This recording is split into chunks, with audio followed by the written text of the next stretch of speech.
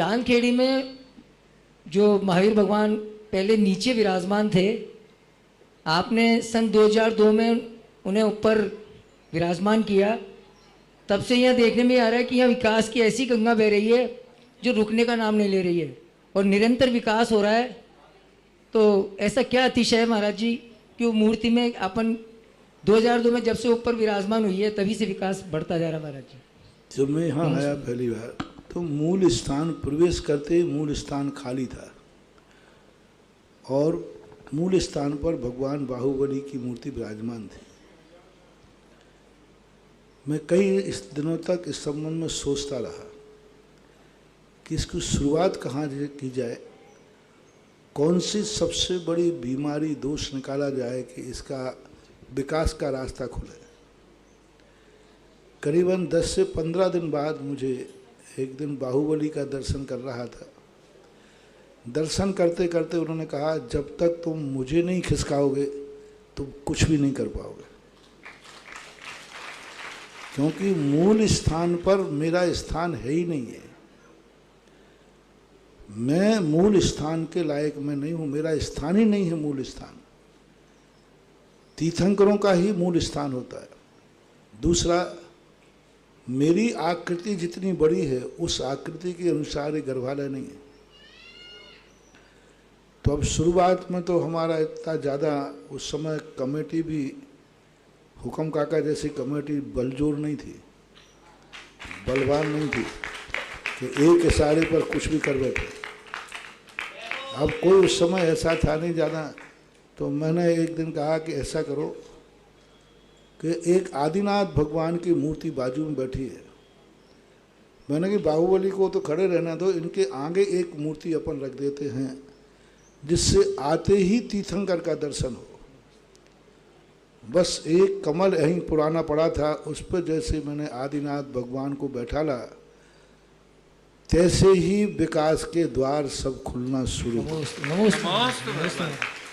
छोटा सा किया, कुछ नहीं किया था, कमल पुराना पड़ा था उस पर रख दिया। मैंने कि भगवान बैठ जाओ। तो आदिनाथ भगवान अभी बाजू में बैठे हैं, सफ़ेद मूर्ति थी इतनी सी। उसके बाद वो बैठते बैठते फिर अंत में बाहुबली को भगवान को अलग से स्थान दिया। अब उस स्थान के योग्य वस्तुतः ये जो स्थान था ये चंद प्रभु का स्थान था। चांदखेड़ी सबसे पहले चंद प्रभु के नाम से जानी जाती थी। मुगलों के समय पर ये जमीन जायदाद जमीन दान दी राज दरबार ने। उन्होंने लिखा है चंद प्रभु देरी के लिए यह जमीन समर्पित की जाती है। देरा बोलते मंदिर को, चंद प्रभु देरा के लिए। ये कागज मुझे लिखा हुआ मिला और आज भी इसमें चंद प्रभु के नाम से है जहाँ मंदिर बना हुआ है, देरी के नाम। तब मैंने कहा कि चंद प्रभु की बात, फिर जब भूगर्भ के चंद प्रभु भगवान मिले तो वो भगवान ठीक इसी गर्भालय के चंद प्रभु भगवान हैं, ऊपर वाले के। पूरा गेट का नाप तौल पूरा जोग वास्तु से होता है, सब कुछ फिट बैठता है। इसका अर्थ है कि प्रारंभ में वह चंद प्रभु भगवान जहाँ भी महावीर स्वामी हैं वहाँ विराजमान रहे हैं, वर्षों तक वहाँ विराजमान रहे। उन्हीं के हिसाब से इस मंदिर के गर्भालय को बनाया गया, उन्हीं के हिसाब से बनाया। किसी कारण से फिर जब असुरक्षा की बात आई तो चंद प्रभु आदि भगवान को फिर भूगर्भ में नीचे स्थापित किया गया और यहाँ स्थान को खाली कर दिया गया।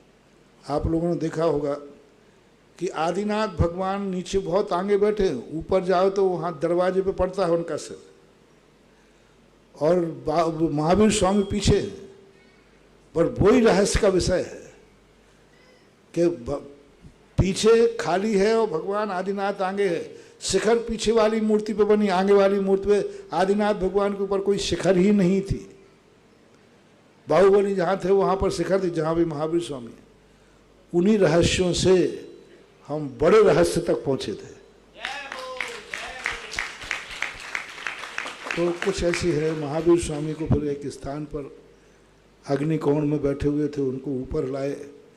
ऊपर कैसे लाए आप खुद मूर्ति को देखना।